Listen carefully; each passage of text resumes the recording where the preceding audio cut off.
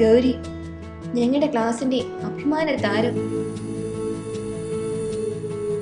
അച്ഛന്റെയും അമ്മയുടെയും ഏക പുത്രി, ബിരുദ വിദ്യാർത്ഥിനി. ആൾ ചെറുതാണെങ്കിലും സകലകല വല്ലഭ. ഇന്ന് കോളേജിൽ വെച്ച് നടന്ന ഡാൻസ് കോമ്പറ്റീഷനിൽ ഫസ്റ്റ് പ്രൈസ് അവൾക്കായിരുന്നു. പഠനത്തിലും മോശമല്ല അവൾ, ശരിക്കും അസൂയാവഹമായ ക്യാരക്ടർ.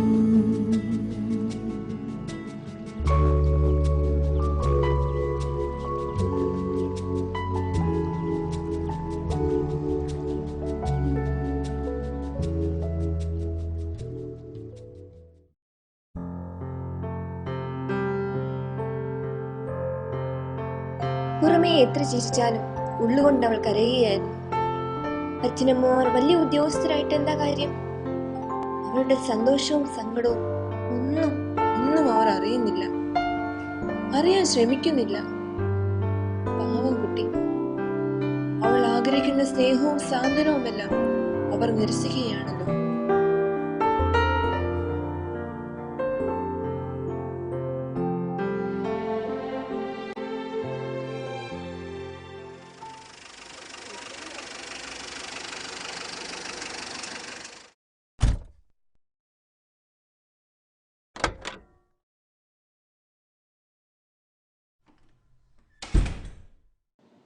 അമ്മേ, എനിക്കിന്ന് ഒത്തിരി സന്തോഷമുള്ള ദിവസം. എന്താന്ന് ചോദിക്ക്. ഒന്നും മാറുന്നില്ല. ഞാൻ ഇപ്പൊ തന്നെ ആകെ ടയേർഡാണ്. എനിക്കിത് റെസ്റ്റ് എടുക്കണം.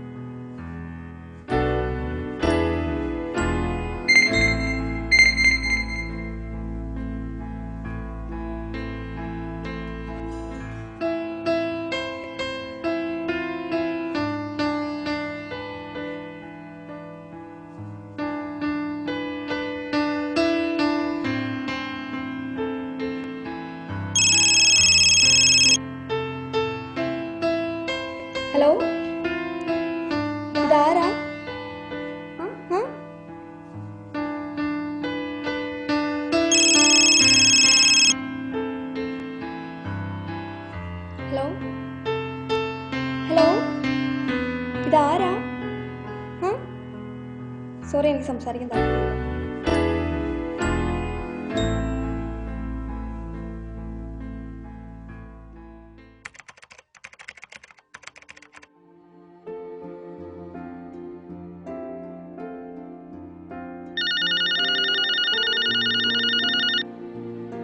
ഹലോ അമ്മേ, ഇന്ന് കോളേജ് ഡേ ആണേ.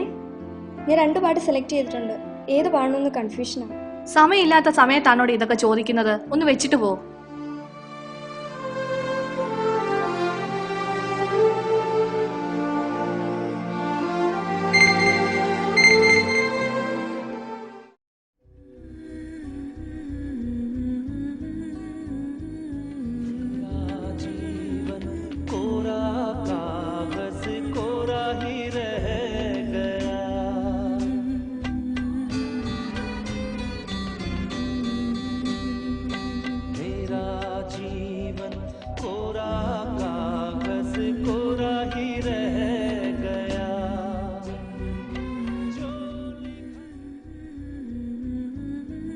വീട്ടിൽ തന്നെ ഒറ്റപ്പെട്ടു പോയ അവൾക്ക് പെട്ടെന്നാണ് മാറ്റങ്ങൾ സംഭവിച്ചത്.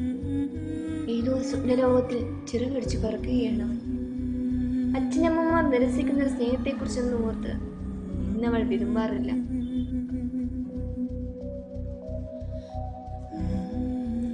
കാരണം കുന്നോളം സ്നേഹം നൽകാൻ ഇന്നവൾക്കൊരാളുണ്ട്. അവളുടെ എല്ലാമായ ശ്യാം.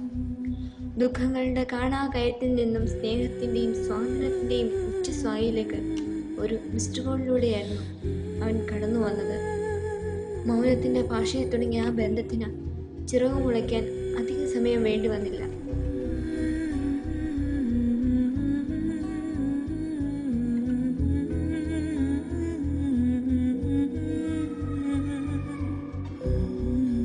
പരസ്പരമുള്ള ഇണക്കങ്ങളും പിണക്കങ്ങളും അവളുടെ ജീവിതത്തിൽ പുതിയൊരു വഴിത്തിരിവായിരുന്നു.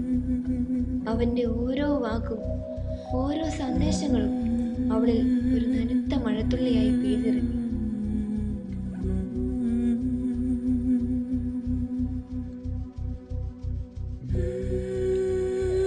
മറ്റാരേക്കാളും എന്തിനേക്കാളും അവൾ അവനെ സ്നേഹിച്ചു, തികച്ചും ആത്മാർത്ഥമായി.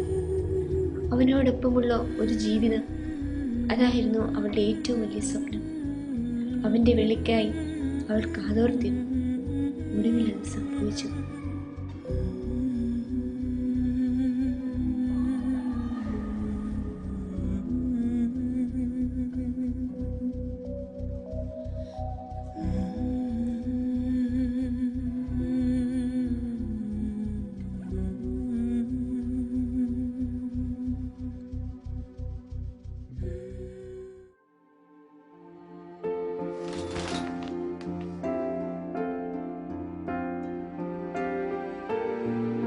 മോളെ, അമ്മ ഇറങ്ങുവാ. ചോറും കറി എടുത്തു വെച്ചിട്ടുണ്ട് ഈ കേട്ടോ. അമ്മയുടെ ഒരു കാര്യം, ഉണ്ടാക്കി വെച്ചാൽ ടിഫിൻ ബോക്സിലോട്ട് നാക്കിയെന്നാ.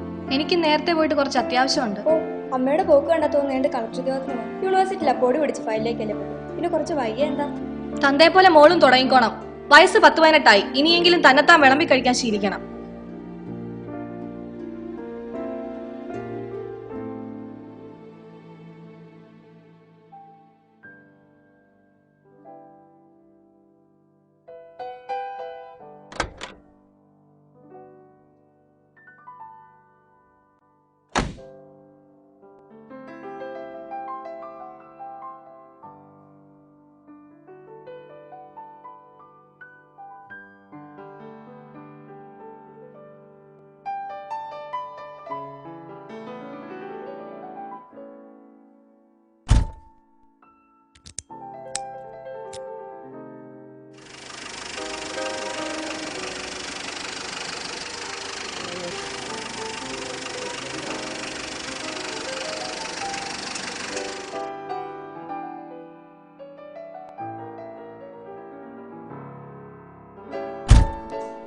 എവിടെ നിന്റെ പുതിയ മൊബൈൽ ഫോൺ?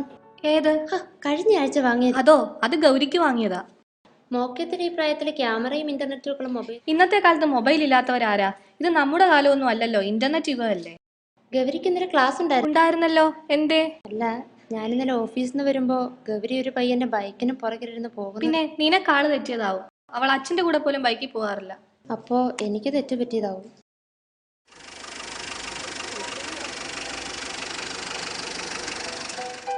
സ്വന്തം മാതാപിതാക്കളിൽ നിന്ന് ഒരല്പം സ്നേഹത്തിന് വേണ്ടി ദാഹിച്ച അവൾക്ക് അവൻ്റെ വിളി സന്തോഷത്തിൻ്റെ നാമ്പുകളായിരുന്നു. അവൻ്റെ സന്ദേശങ്ങൾക്കനുസരിച്ച് എല്ലാത്തിനും എന്നേക്കുമായി ഗുഡ് ബൈ പറഞ്ഞ് അവൾ അവൻ്റെ അടുക്കലേക്ക് നീങ്ങി.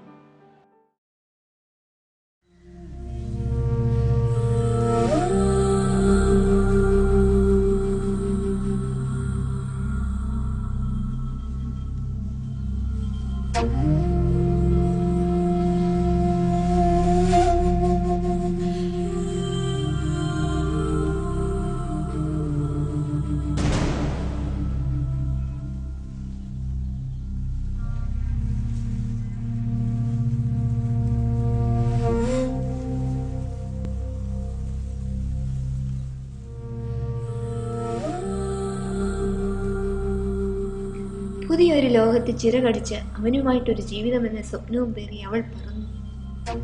ലോകത്തിലെ ഏറ്റവും ഭാഗ്യവതി താനാണെന്ന് അവൾ കരുതി. എന്നാൽ അവളുടെ സ്വപ്നങ്ങൾക്ക് അധികം ആയുസ്സുണ്ടായിരുന്നില്ല. സത്യം എന്തെന്ന് തിരിച്ചറിയുന്നതിന് മുൻപേ അവൾക്കെല്ലാം നഷ്ടപ്പെട്ടു. ചതിയുടെയും വഞ്ചനയുടെയും കറുത്ത കരങ്ങൾ അവളെ വരിഞ്ഞു മുറുക്കി. ആരാലും ഒറ്റപ്പെട്ടവളെ പോലെ ജീവിതത്തിന് മുന്നിൽ പകച്ചുപോയി അവൾക്ക് താങ്ങായി ആരും ഉണ്ടായിരുന്നില്ല. താളം നിലച്ചുപോയി അവളുടെ ജീവിതത്തിന് പിന്നെ എന്തു പറ്റിയെന്ന് അവൾക്കും അറിയില്ല. തിരസ്കരിക്കപ്പെട്ട ജീവിതവുമായി അവൾ ഇന്ന് എവിടെയാണ്? ഒരു ചോദ്യചിഹ്നമായി അവളും അവളുടെ ജീവിതവും ഇന്നും അവശേഷിക്കുന്നു.